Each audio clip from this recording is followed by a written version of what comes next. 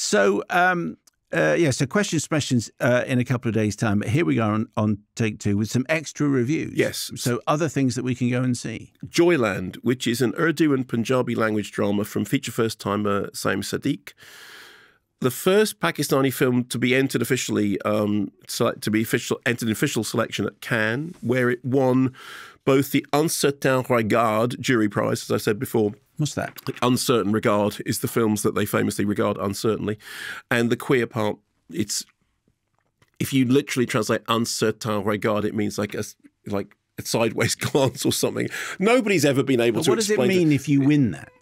Well, it's like this. It's a sort of like a sidebar, you know. It's like there's the main thing, and then there's the uncertain regard. Most of the interesting stuff happens in uncertain regard. Is that like off Broadway?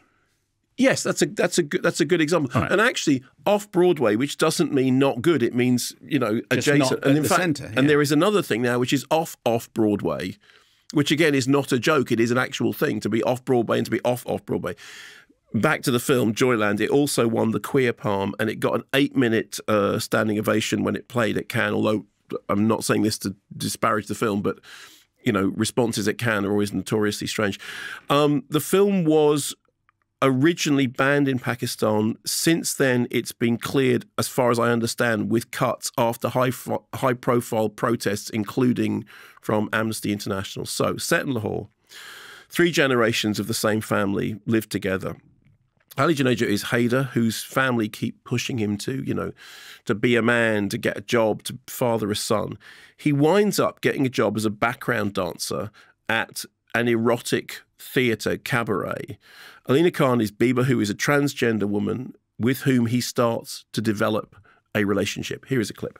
ये नाल प्यार हो गया मच्छर तो मुर्गी ने पप्पी की थी तो मच्छर बर्ड फ्लू तो मर गया तो मुर्गी डंगी तो पूछ क्यों क्योंकि मोहब्बत का अंजाम मौत है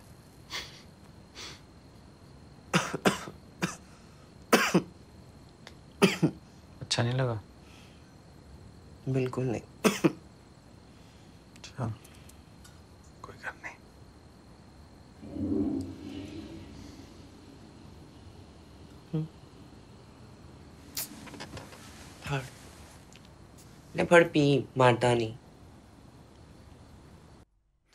What you won't get from that clip is that it starts off with him telling a joke, which gets, it's not a very good joke, which gets a very poor response. It's a little bit like the laughter lift, I thought. Really? Okay. And you're the person lying on the bench. Okay. And I'm the person sitting. Except the point about the joke, and just as a kind of translation, it's a joke about love.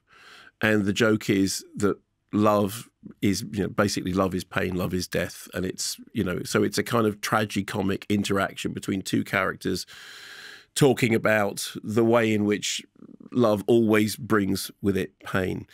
So the script was co-written by Sadiq with US writer Maggie Briggs, and the film clearly has international reach, as is demonstrated by how well it's been received, around the world. To some extent, the story may have echoes of things like The Crying Game, but this is very much its own creation. The thing that impressed me about it is, for one thing that you saw from that clip, obviously you can't hear on the podcast, is that the film looks beautiful. I mean, it is very, very visually magical and stylish. Every character has depth and complexity. We see that everyone is trapped in this kind of, stereotypical role playing. But we also see how each character has learned to negotiate and live with the system in which they are having to play out their lives. There are many moments of tenderness, and there are moments of kind of understanding and connections between characters at the moments that you least expect them.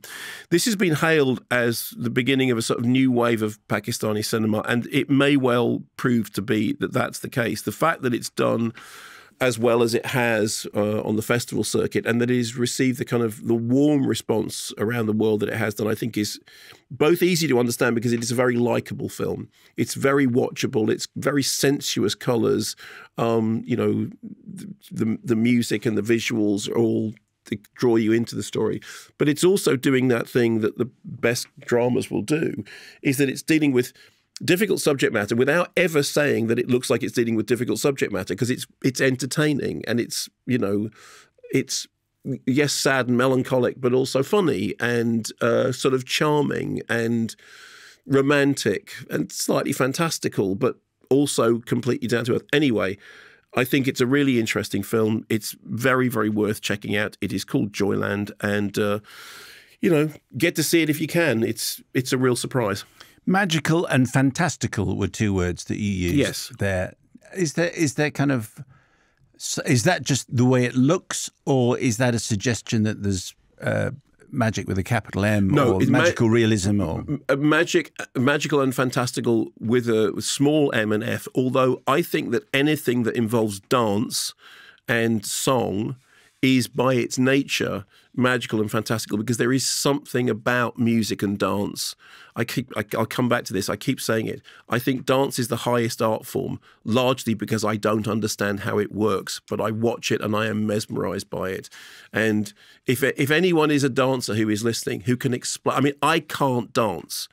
I absolutely cannot dance. And yet I watch dance and I go, it's just like magic. You and Genesis. Oh, Genesis can't. Oh, no, that's right. I can't dance. Oh, sorry. Hugh Jackman can dance. Hugh Jackman can dance and juggle and sing at the same time. He can do anything. Thanks very much for watching this video. I hope you enjoyed watching it as much as we enjoyed making it. While you're here, check out all the other videos, because they're cool too, aren't they? Yeah, and if you want to keep up to date with everything Kermode and Mayo's take, then check out our social channels. I mean, why wouldn't you? I mean, I would.